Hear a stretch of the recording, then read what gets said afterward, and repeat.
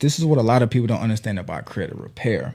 Once you get the credit repaired, whether you use Metro to consumer law, that's neither here nor there. It really is all the same. Yeah, exactly. Like, make it right with the all. banks. And once they remove it off of your credit, you got to understand underwriters are key. Right. If I run off on Truist, and Truist is an underwriter for other banks, I get it removed off of my credit, but they're an underwriter for other institutions. Now you can't go to these institutions because you didn't pay the original bank back that you ran off on. And at the end of the day, people don't realize this. You spent the money. What did you spend it on? Yeah, I think he made a really important point here. Obviously, ethically, you should pay the money back to the banks that you owe because you're the person that spent the money in the first place, right? So like he said, where did the money go?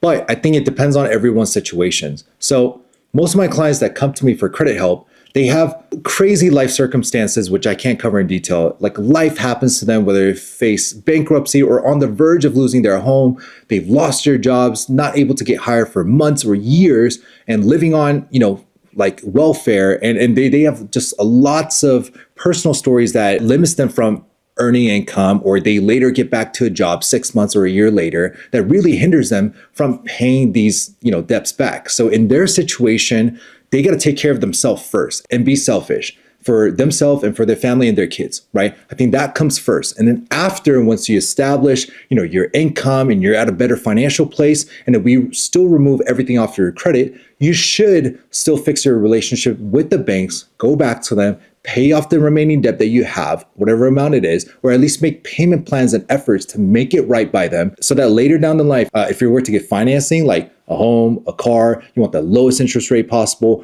or even more, if you want business funding and line of credit and loans, that you need to fix your relationships with the bank eventually in the future, or else you're not going to get the maximum approvals. You're not going to get the best interest rate. You're not going to probably get approved for your dream home or your dream car at the lowest rate and paying so much interest rate if you do get approved, or just you won't qualify for any type of funding because all these banks, they telecommunicate with each other and they have databases that shows the next bank who's going to apply, like they have all the data in their back end software. So I think it depends, your situation and the client situations, right? If you're struggling just to get by, take care of yourself first before you make it right with the banks.